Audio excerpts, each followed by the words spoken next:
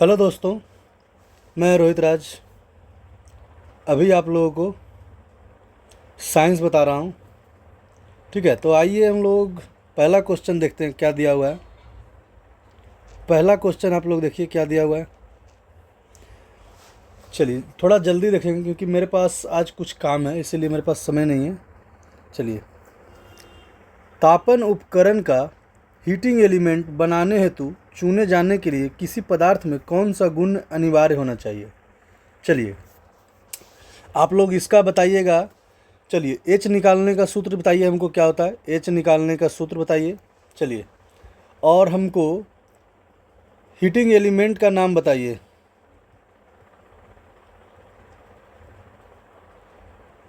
चलिए बताइए कौन कौन सा हीटिंग एलिमेंट है जो बताइए। और विद्युत फ्यूज में क्या क्या चीज़ यूज होता है फ्यूज में। चलिए तो बोलिएगा, हीटिंग एलिमेंट में जो होता है उच्च प्रतिरोध और उच्च गलनांक दोनों होना चाहिए। ठीक है, मतलब कि एक और दो दोनों होना चाहिए, कोई दिक्कत। चलिए एच निकालने का फॉर्मूला क्या होता है, आई स्क्वायर आर टी, कोई दिक्कत। हीटिंग एलिमेंट क्या क्या होता है बोलिएगा, हीटर, गीजर, और क्या होता है इस्त्री, क्या होता है प्रेस भी बोल सकते हैं, प्रेस। ठीक है, कोई दिक्कत। फ्यूज में क्या होता है पी प्लस एस एन, कोई दिक्कत, किन्हीं को कोई दिक्कत। चलिए और बताइए, बल्ब, बल्ब का नाम सुने हैं? बल्ब, बल्ब में फिलामेंट किस चीज़ का बना होता है, टंगस्टन का। टंगस्टन का सिंबल क्या होता है डब्लू। इसका भी प्रतिरोध क्या होता है उच्च, और गलनांक भी क्या होता है उच्च। ठीक है, ये हो गया प्रतिरोध, ये हो गया गलनांक। किन्हीं को कोई दिक्कत है तो बताइए। प्रतिरोध और गलनांक दोनों यूज होता है बल्ब में। फ्यूज में क्या होता है बोलिए, बोलिएगा उच्च प्रतिरोध और निम्न गलनांक, कोई दिक्कत। ये होता है फ्यूज में। किन्हीं को कोई दिक्कत है तो बताइए। चलिए, और आई के इक्वल टू क्या होता है, आई इक्वल टू धारा, आर इक्वल टू क्या होता है बोलिए, आर इक्वल टू क्या होता है प्रतिरोध, और टी इक्वल टू क्या होता है बोलिएगा टाइम। किन्हीं को कोई दिक्कत, पूरा आपको डिस्क्रिप्टिव में समझाए हैं। चलिए, तो ये हमारा था पहला क्वेश्चन। आइए हम लोग दूसरा क्वेश्चन देखते हैं क्या दिया हुआ है। जीनों के कुछ लक्षण का उल्लेख नीचे किए गए हैं, कौन सा विकल्प जीनों के गलत लक्षण को प्रदर्शित करता है। चलिए बोलिए क्या होता है, इनमें कोई परिवर्तन नहीं होता है। ठीक है, चलिए डीएनए का ही छोटा इकाई को बोलते हैं क्या, जीन, कोई दिक्कत। डीएनए का छोटा इकाई को क्या बोलते हैं, जीन बोलते हैं। ठीक है, चलिए, और क्या होता है जीन, क्या होता है वंशानुगत होता है। जीन क्या होता है एक वंश से एक पीढ़ी से दूसरे पीढ़ी में ट्रांसफर होता है, क्या होता है जीन वंशानुगत होता है। चलिए डीएनए का फुल फॉर्म बताइएगा।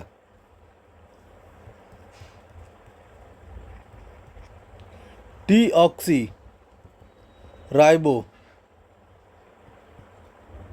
न्यूक्लिक एसिड, कोई दिक्कत। डीऑक्सी राइबो न्यूक्लिक एसिड, कोई दिक्कत है तो बताइए। चलिए, और किन्हीं कोई दिक्कत। गुणसूत्र में, ठीक है, चलिए गुणसूत्र के बारे में कौन बताए थे जो बताइए, मतलब जीन के बारे में कौन बताए थे, जीन के बारे में कौन बताए थे बोलिए, बोलिएगा टीएच मार्गन। इनको नोबेल प्राइज़ कब मिला था 1910 में, कोई दिक्कत। चलिए, किन्हीं को कोई दिक्कत है तो बताइए। और बताइए क्या होगा, एक्स और वाई को जीन में क्या बोलते हैं बोलिए, एक्स और वाई को क्या बोलते हैं बोलिए, इसको बोलते हैं ऑटोसोम, कोई दिक्कत। एक्स वाई गुणसूत्र को क्या बोलते हैं बोलिए ऑटोसोम, बाकी को क्या बोलते हैं एलोसोम। यही दोनों हमारा लिंग निर्धारण के लिए मेन होता है। यदि एक्स और एक्स मिल जाए तो क्या होगा लड़की, एक्स और वाई मिले तो क्या होगा लड़का, कोई दिक्कत। चलिए किन्हीं कोई दिक्कत। लिंग निर्धारण कौन करते हैं? एक्स और वाई। कोई दिक्कत? हमारे मेल में क्या होता है? मेल में एक्स और वाई दोनों होता है। फीमेल में क्या होता है? बोलिए। एक्स और एक्स दोनों होता है, मतलब एक ही होता है फीमेल में। यदि कोई महिला लड़का नहीं जन्म दे पा रही तो उसमें महिला का कोई दिक्कत नहीं है, इसमें मेल का दिक्कत है, पर कोई बात नहीं। चलिए आइएगा तीसरा क्वेश्चन। चुंबकीय क्षेत्र के अंदर धारावाहिक चालिका पर लगने वाला बल निर्धारित करने के लिए इनमें से किस नियम का उपयोग किया जाता है? चलिए बताइए कौन सा नियम होगा? चलिए हमको आप बताइएगा, तो आप लोग क्या बोलिएगा? तीसरा का क्या हो जाएगा? फ्लेमिंग का बाएं हाथ का नियम। चलिए बाएं हाथ का नियम किसके लिए लागू होता है? बोलिएगा मोटर के लिए, ठीक है। और फ्लेमिंग का दाएं हाथ का नियम किसके लिए होता है? बोलिएगा जनरेटर के लिए। कोई दिक्कत? जनरेटर दाएं हाथ से चालू करते हैं, ठीक है। मोटर, मोटर क्या करता है? बोलिए। इलेक्ट्रिकल को मैकेनिकल में क्या करता है? चेंज करता है। कोई दिक्कत? इलेक्ट्रिकल को मैकेनिकल में चेंज करता है। चलिए वही प्रकार जनरेटर क्या करता है? बोलिए। मैकेनिकल को किस में? इलेक्ट्रिकल में। कोई दिक्कत? चलिए कोई दिक्कत। हमको बताइएगा बायां हाथ के नियम में अंगूठा क्या बताता है? पहला अंगूठा, अंगूठा, तर्जनी और क्या होता है? मध्यमा। चलिए तीनों के बारे में बताइए क्या होता है। अंगूठा क्या बताता है? बोलिए।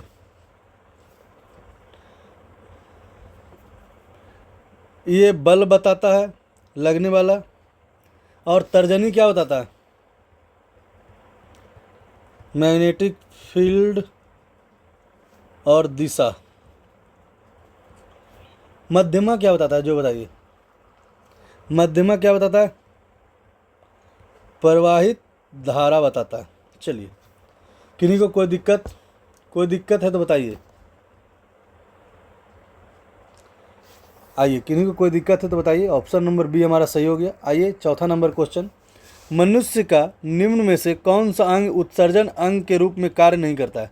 चलिए कौन सा अंग उत्सर्जन अंग के रूप में कार्य नहीं करता है, जो हमको बताना है। बताइए क्या होगा?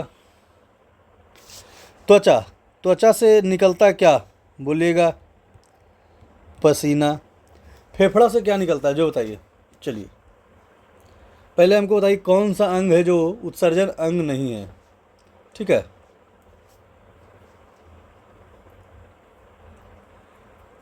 पहले हमको उत्सर्जन अंग बताना, क्या होगा? त्वचा, फेफड़ा,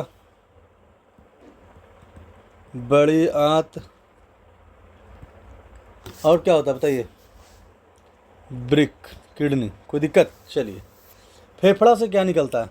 तो बोलिएगा छोटी आंत जो है मेरा वो उत्सर्जन अंग नहीं है, ठीक है। छोटी आंत उत्सर्जन अंग नहीं है। किन्हीं को कोई दिक्कत? किन्हीं को कोई दिक्कत? चलिए फेफड़ा से क्या होता है? बोलिएगा CO2 निकलता है। किन्हीं को कोई दिक्कत है तो बताइए। बोलिए। बड़ी आंत के द्वारा क्या निकलता है? मल त्याग। किन्हीं को कोई दिक्कत है तो बताइए। चलिए ब्रिक, किडनी द्वारा क्या निकलता है? जो बताइए। RBC किसमें टूटता है? RBC, मृत RBC। कौन? मृत। टूटकर किसमें टूटता है? जो बताइए। हेमोग्लोबिन में टूटने से बिलीरुबिन और बिलीवर्डिन के नाम से एक पदार्थ की सहायता से निकलता है, जो कि पित्त रस द्वारा बाहर निकलता है, ठीक है। पित्त रस द्वारा बिलीरुबिन और बिलीवर्डिन क्या निकलता है?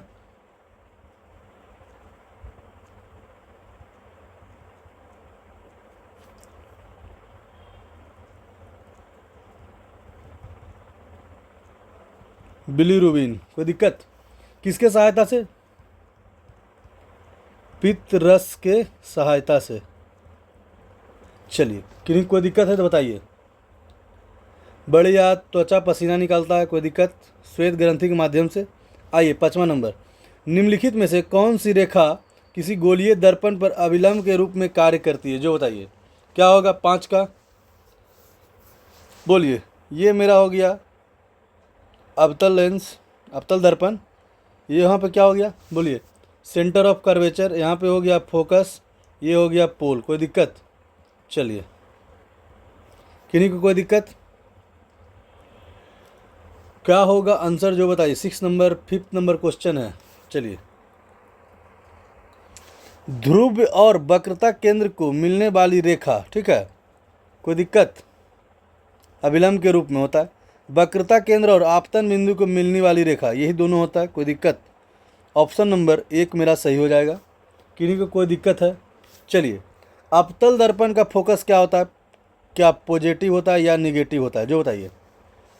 बोलिएगा इसका निगेटिव होता है। और उत्तल दर्पण का फोकस पॉजिटिव होता है। कोई दिक्कत? किन्हीं को कोई दिक्कत? यदि यहाँ पे कोई किरण अनंत से आ रहा है तो इमेज कहाँ पे बनेगा? ये हो गया सेंटर ऑफ कर्वेचर, ये हो गया फोकस। इमेज बनेगा फोकस पे। अनंत से आ रहा है तो कहाँ बनेगा इमेज? बोलिएगा फोकस पे। कोई दिक्कत? और कोई फोकस से आ रहा है तो कहाँ बनेगा? अनंत पे बनेगा। ठीक है, चलिए आइए, कोई दिक्कत? और उत्तल दर्पण में कोई भी इमेज कैसा बनेगा? बोलिए, उत्तल दर्पण में इमेज कैसा बनेगा? बोलिएगा उत्तल में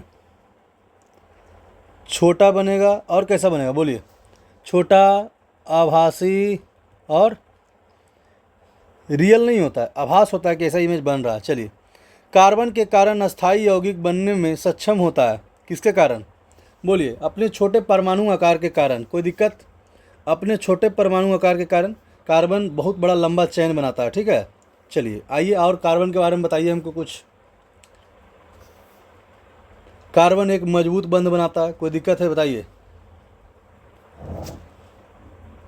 ठीक है, कार्बन छोटा आकार के कारण बहुत लंबा चेन बनाता है। ठीक है, लंबा चेन और मजबूत रहता है, बहुत ज़्यादा मजबूत।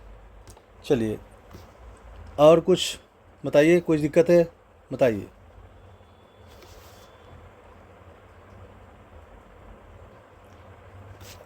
कार्बन के अपरूप का नाम बताइए, क्या है अपरूप? क्या है? हीरा और ग्रेफाइट। ठीक है, क्या हमको बताइए, हीरा विद्युत का चालक है या नहीं है, और ग्रेफाइट विद्युत और ऊष्मा का चालक है या नहीं है, जो हमको बताइए। चलिए बोलिए। ये नहीं विद्युत और हीट दोनों ट्रेवल नहीं करता है। ठीक है, इसमें विद्युत ट्रेवल करता है, हीट नहीं करता है। कोई दिक्कत?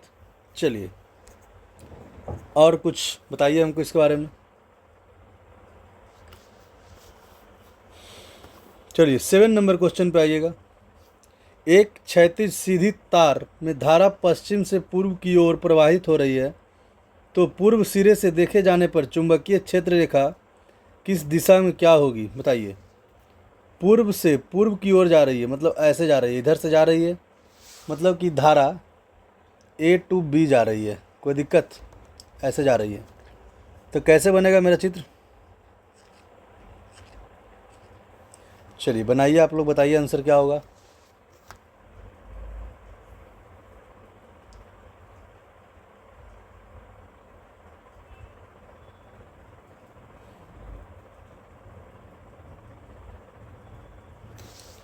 बोलिए। पूर्व से पश्चिम की ओर जा रही, तो धारा क्या होगा? चलिए क्या होगा? बोलिएगा तार के लंबवत एवं वामावर्त हो जाएगा। कोई दिक्कत? क्योंकि ऐसे चलेगा मैग्नेटिक फील्ड।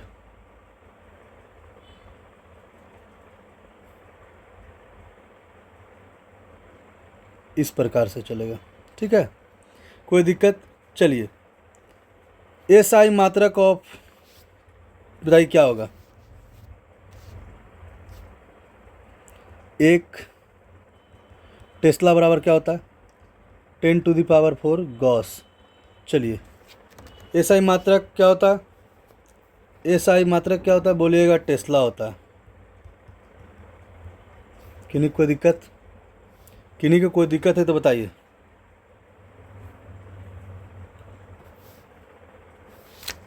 किन्हीं को कोई दिक्कत है तो बताइए।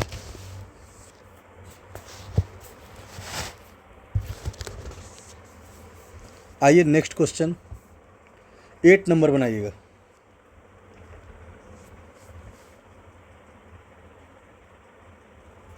8 नंबर बताइए। एक सफ़ेद पदार्थ एक्स में परिवर्तित हो जाता है तो एक्स क्या होगा? एक मैग्नीशियम रिबन वायु में, ठीक है, और एक चमकदार लौ के साथ जलता है तो एक्स के रूप में परिवर्तित हो जाता है तो एक्स क्या है? चलिए, Mg मैग्नीशियम, ठीक है, किसके साथ क्रिया कर रहा है? O2 के साथ, तो क्या बन रहा है बताइए? 2MgO, मतलब कि Mg भी 2 लगे यहाँ बैलेंस करने के लिए। कोई दिक्कत? कौन सा ऑप्शन होगा जो बताइए आप हमको, बोलिएगा। मैग्नीशियम हो जाएगा। कोई दिक्कत? आइए, मैग्नीशियम क्या है? Mg क्या है बोलिएगा? क्षारीय मृदा धातु है। कोई दिक्कत? क्षारीय मृदा धातु कैमा ग्रुप में होता है बोलिएगा? सेकेंड आवर्त में होता है। फर्स्ट में क्या होता है बोलिएगा? क्षारीय। दूसरा में क्षारीय मृदा होता है, ठीक है। चलिए, इसकी परमाणु संख्या कितना है बोलिएगा? 12 परमाणु संख्या।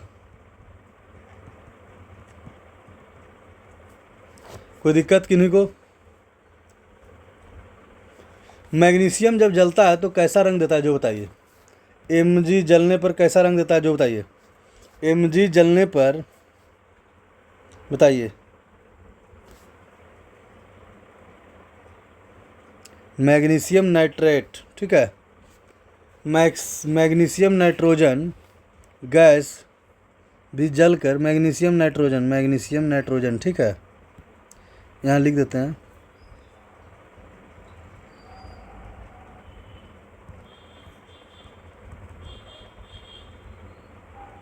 मैग्नीशियम नाइट्रोजन भी जलकर कैसा रंग देता है? हरा पीला रंग। कोई दिक्कत? चलिए, इसका सूत्र क्या होता है? Mg बोलिए, Mg3N2। कोई दिक्कत? आइए, और आइएगा क्वेश्चन नंबर 9 बताइए हमको। चलिए, निम्नलिखित में से किसकी परमाणु त्रिज्या सबसे बड़ी है जो बताइए? किसकी परमाणु त्रिज्या सबसे बड़ी है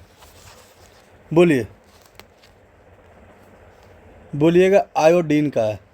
चलिए, हमको ऑक्सीजन का परमाणु त्रिज्या बताइए, क्लोरीन का बताइए, फ्लोरीन का बताइए। चलिए, फ्लोरीन का कितना होता है? 42। क्लोरीन का कितना होता है? 175, ठीक है। ऑक्सीजन का बताइए? 60। और आयोडीन का कितना होता है? 198। इसको किस चीज़ में ज्ञात किया जाता है? PM में। चलिए, और बताइए। कोई दिक्कत? यदि ऊपर से नीचे आएगा तो त्रिज्या क्या होगा? बढ़ेगा या घटेगा? ऊपर से नीचे आएगा तो परमाणु आकार का त्रिज्या क्या होता है? बढ़ता है। और नीचे से ऊपर जाएगा तो क्या होगा? घटता है। चलिए, लेफ्ट टू राइट जाएगा तो धात्विक गुण क्या होगा? बढ़ेगा। वही लेफ्ट टू राइट जाएगा तो क्या होगा? घटेगा। कोई दिक्कत? यहाँ धातु का गुण है, इधर कम धातु होगा, कम आयरन होगा, इधर ज़्यादा होगा, ठीक है। चलिए, आइएगा नेक्स्ट नंबर 10 नंबर बताइए। जैव निम्नकरणीय अपशिष्ट में बड़े पैमाने पर उत्पादन के लिए प्रभावों का उल्लेख नीचे दिए गए हैं, गलत कथन का चयन कीजिए। चलिए बताइए। 10 नंबर।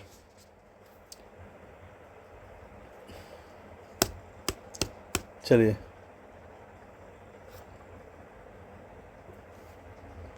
बोलिए, बताइए क्या होगा ऑप्शन? तो बोलिएगा, लैंडफिल में भेजे जाने वाले अपशिष्ट की मात्रा बढ़ जाती है, ठीक है। ऑप्शन नंबर बी हमारा सही जवाब हो जाएगा। कोई दिक्कत? किन्हीं को कोई दिक्कत है तो बताइए। चलिए, क्या बोला गया था? जैव निम्नकरणीय अपशिष्ट के बड़े पैमाने पर उत्पादन के लिए कुछ प्रभावों का उल्लेख नीचे किया गया है, तो गलत कथन बताइए। क्या बोला गया, लैंडफिल में भेजे जाने वाले अपशिष्ट की मात्रा बढ़ जाती है। ठीक है, चलिए आइए 11 नंबर बताइए, क्वेश्चन बनाकर दिखाइए हमको। 3 ओम 4 ओम सीरीज में दिया हुआ है, तो 3 ओम का हमको बताना है, क्या बताना है, धारा। चलिए बताइए।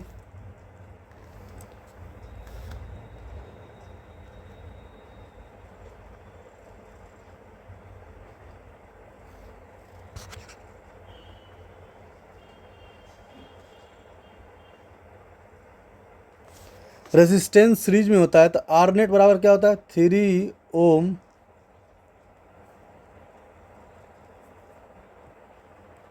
4 ओम, क्या हो जाएगा 7 ओम। कोई दिक्कत, कोई दिक्कत यहाँ तक बताइए, क्यों नहीं कोई दिक्कत।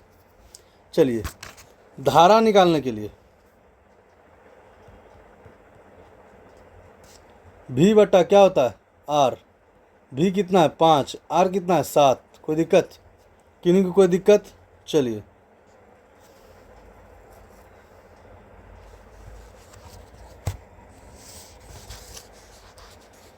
कोई दिक्कत। सीरीज में क्या होता है,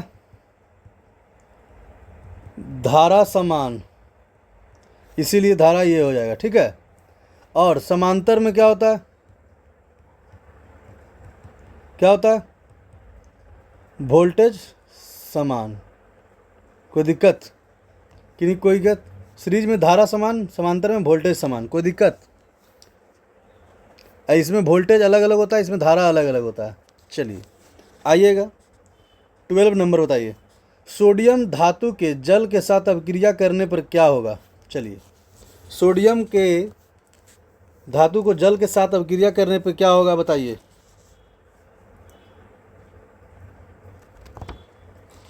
चलिए पहले सोडियम ले लेते हैं, Na+H2O। ठीक है, कोई दिक्कत। तो क्या बनेगा, यहाँ पे 2 रख दीजिए, क्या हो जाएगा 2NaOH+H2O बाहर आ जाएगा। कोई दिक्कत, H2 बाहर आ जाएगा क्योंकि वो तो बैलेंस हो गया है। कोई दिक्कत है तो बताइए। चलिए सोडियम क्या है, एक क्षारीय धातु है। ठीक है, ये अति क्रियाशील धातु है, जो पानी में जैसे ही डालिएगा तो आग लग जाता है। ठीक है, तो क्या होगा बताइए, ऑप्शन नंबर क्या होगा, हाइड्रोजन गैस और सोडियम हाइड्रोक्साइड विलयन बनते हैं। कोई दिक्कत। चलिए क्या है, ये क्षारीय है, क्या है बोलिए, क्षार धातु है। कोई दिक्कत, अति क्रियाशील द्रव है।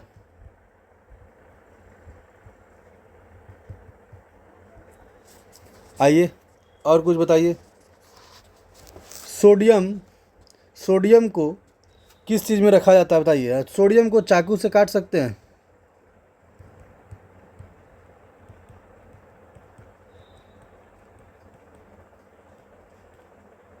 सोडियम को चाकू से काट सकते हैं। ठीक है, सोडियम को हम किस में रखते हैं, केरोसिन में, बाहर निकालिए आग लग जाता है। ठीक है, चलिए आइए 13 नंबर बताइएगा। आवर्त में, अभी बताएं, आवर्त में बाएं से दाएं ओर बढ़ने पर धात्विक गुण घटता है। बिल्कुल सही है।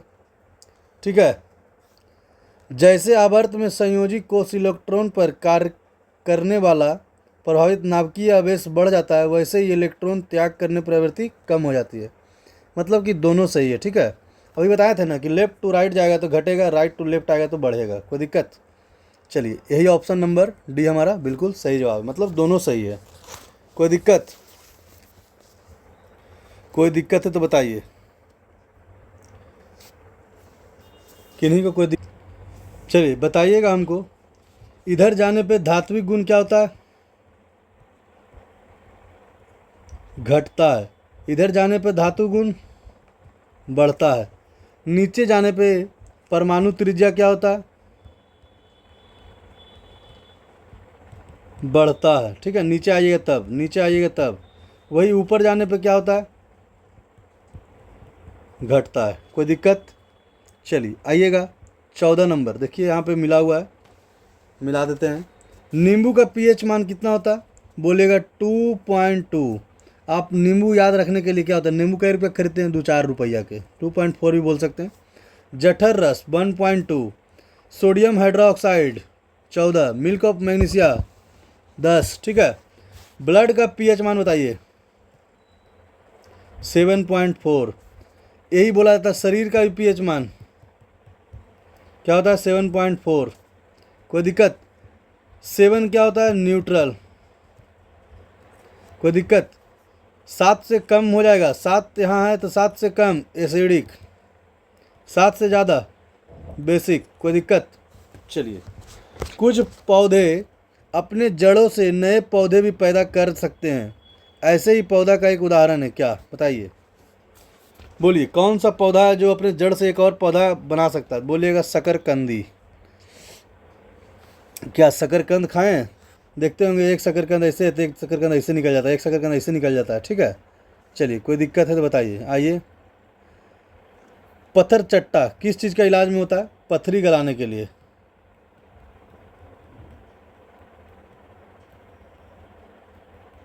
कोई दिक्कत? चलिए, 16 नंबर बताइएगा। निम्नलिखित में कौन सा पौधा में संग्रहित कार्बोहाइड्रेट होता है? कौन सा पौधा में कार्बोहाइड्रेट होता है जो बताइए? चलिए, बोलिएगा स्टार्च के रूप में होता है। कोई दिक्कत कि नहीं? कोई दिक्कत? चलिए, ग्लूकोज को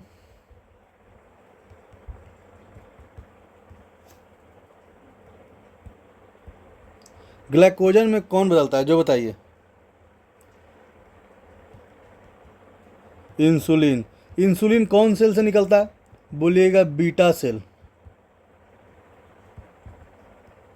ठीक है। कोई दिक्कत?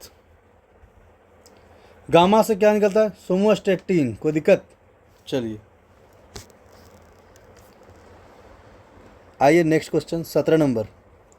एक गोलीय दर्पण पर उत्पन्न आवर्धन कितना है? 0.5। दर्पण द्वारा निर्मित प्रतिबिंब कैसा होगा बताइए? माइनस में, मतलब कि वास्तविक होगा, छोटा होगा और उल्टा होगा। कोई दिक्कत? जब माइनस में है मतलब वास्तविक होगा, जब भी प्लस में रहेगा तो आभासी रहेगा, सीधा रहेगा और बड़ा रहेगा, ठीक है।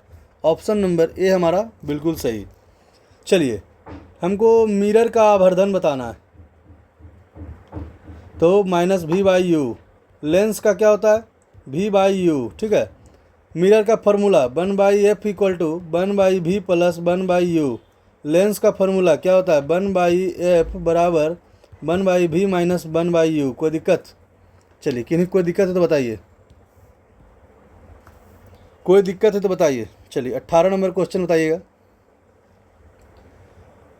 अपसारी लेंस मतलब क्या होता है? अपसारी लेंस का मतलब क्या होता है? उत्तल लेंस होता है या फिर बोलिए अपसारी लेंस अवतल लेंस होता है, ठीक है। चलिए, अवतल लेंस में फोकस दूरी क्या होता है? माइनस में। एफ इक्वल टू क्या हो जाएगा? -50। कोई दिक्कत? चलिए, तो 100 बराबर डायोप्टर निकालने के लिए क्या होता है? 100/50 बराबर क्या हो जाएगा? -2 डायोप्टर। ऑप्शन नंबर सी हमारा बिल्कुल सही जवाब। किन्हीं को कोई दिक्कत? चलिए, आइए यहाँ देखिए 19 नंबर, ये 18 था, 19 नंबर। निम्नलिखित में से कौन सी रासायनिक अभिक्रिया क्लोर अल्कली प्रक्रिया रूप से निरूपित करता है? चलिए बताइए, बोलिए। क्लोर अल्कली कौन प्रदर्शित कर रहा है जो बताइए?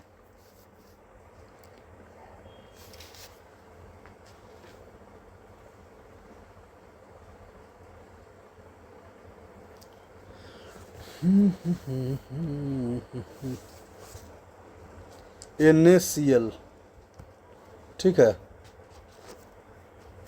आप लोग इसको बना के दिखाइए हमको।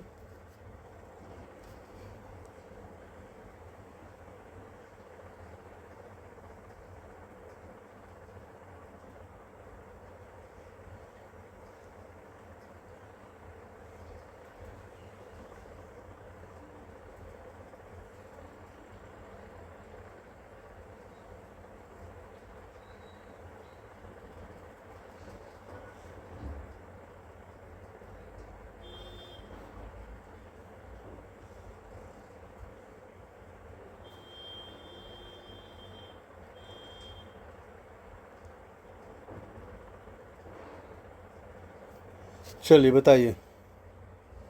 देखिए तो आप ऑप्शन नंबर डी चेक कीजिएगा, क्या दिख रहा है? NaCl एक्वस फॉर्म में प्लस R2O लिक्विड फॉर्म में, तो क्या बन रहा है? NaOR एक्वस फॉर्म में, Cl2 क्या होता है? सॉलिड रूप में, R2 गैस रूप में निकल रहा है। कोई दिक्कत? ऑप्शन नंबर डी हमारा बिल्कुल सही जवाब है। कोई दिक्कत है तो बताइए। चलिए आइए 20 नंबर देखिएगा। श्वसन की दर प्रकाश संश्लेषण की दर से अधिक होने से पौधा पर क्या प्रभाव पड़ेगा? जो बताइए, क्या पौधा जल जाएगा, सड़ जाएगा, क्या होगा बताइए। चलिए बताइए क्या होगा।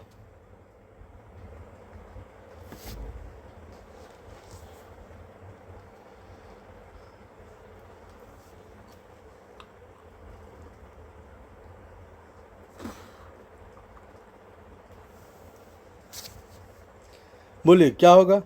यहाँ देखिए, अत्यधिक भोजन की तुलना में अधिक भोजन का ऑक्सीकरण होगा, जिससे पोषण के अभाव में पौधा सूख जाएगा। ठीक है। यदि ज़्यादा प्रकाश संश्लेषण की दर अधिक हो जाए तो भोजन की तुलना में अधिक भोजन का ऑक्सीकरण हो जाएगा और प्रकाश मतलब पौधा सूख जाएगा। ठीक है। तो आज हम लोग यहीं तक रहने देते हैं, 20 तक। किन्हीं कोई दिक्कत? थैंक्स।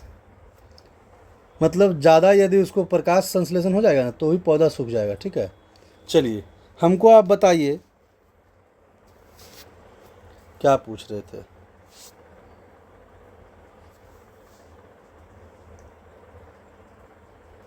पौधा में भोजन और जल किसके माध्यम से जाता है, जो बताना है आपको, आंसर दीजिएगा। चलिए ठीक है, थैंक्स।